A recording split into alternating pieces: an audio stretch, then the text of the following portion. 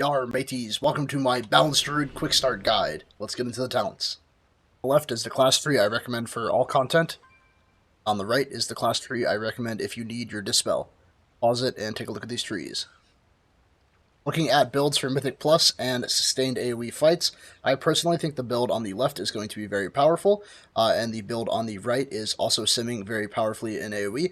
I believe mushrooms have too much value in Mythic Plus, but mathematically they are not the best option, and the build on the right is.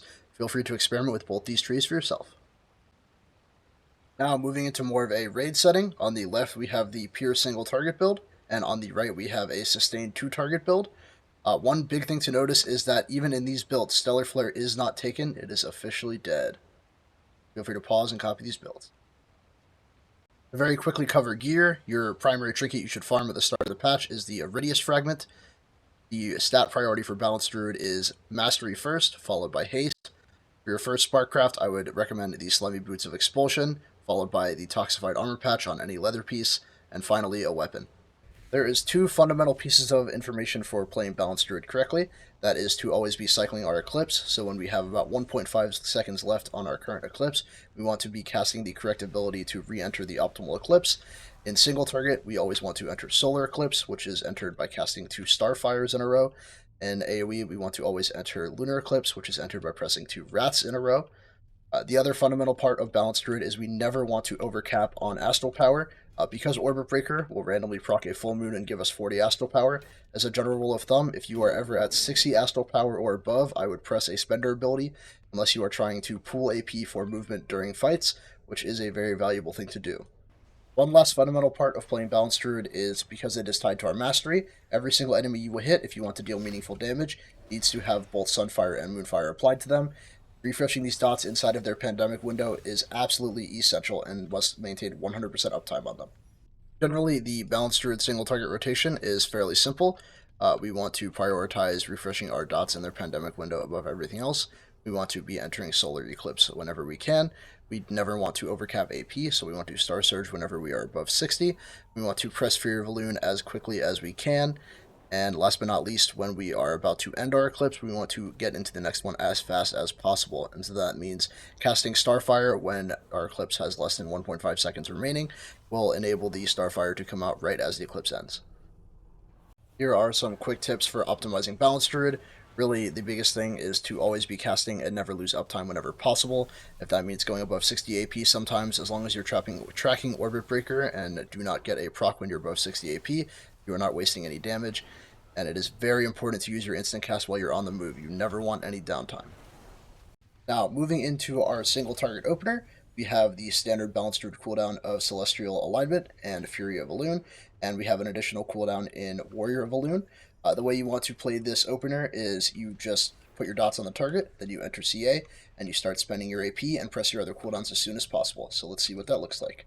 Apply both of your dots, enter CA, drop Fury of Elune, use Warrior of Elune, start spending your Astral Power so you do not overcap. Press Starfires while you have Warrior of Elune up. Remember to never overcap Astral Power. And then we start Wrathing in pure single target, and we just spend our Astral Power whenever we get above 60.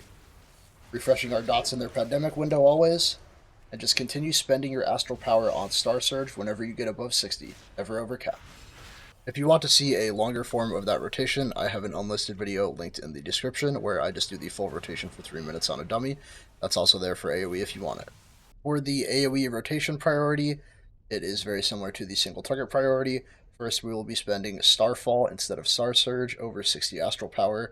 We will always be keeping our dots up 100% of the time. We will be pressing Fury of Elune. And one thing that is not in the single target rotation is pressing our Wild Mushrooms. If they are talented, will be pressed when they're at 3 charges or when the targets do not have the Waning Twilight debuff. And last but not least, we will press Starfire. And of course, to enter our Eclipse as quickly as possible, if Lunar Eclipse has less than 1 second remaining, we will start Wrathing inside of our Lunar Eclipse, so that as soon as it ends, we get our first Wrath out and it counts towards entering our next Eclipse. Now, moving into what I think will be a very powerful Mythic Plus build, it is the AoE build. It is very similar to the single target build. Notably, we are dropping Warrior of Elune and we are picking up Wild Mushrooms. Everything else is the same cooldown wise. For the rotation on this one, the opener is largely the same. However, we'll be using Starfire instead of Wrath, and we will be entering Lunar Eclipse when possible, and we will keep all of our targets dotted. However, we will be extending our dots with Ethereal Kindling, so you do not need to redot very often. So the opener is going to look something like this. We're going to start off with Starfire, apply our dots to all targets, and then CA, Fury of Elune, drop our first mushroom, get our Starfires going, always Starfall whenever we are above 60 AP. Very, very, very exactly the same as the single target rotation. And when our mushrooms are down and the enemies do not have Waning Twilight on them, that is when we want to reapply our mushrooms. And so we want to pay attention to our Astral Smolder debuff and see that is dropping, so I will mushroom to maintain my Waning Twilight for longer. And that is how you gain the most DPS from wild mushrooms. It's all about it is all about Waning Twilight uptime. And just to show it, this is the other AoE build for Mythic Plus or Raid.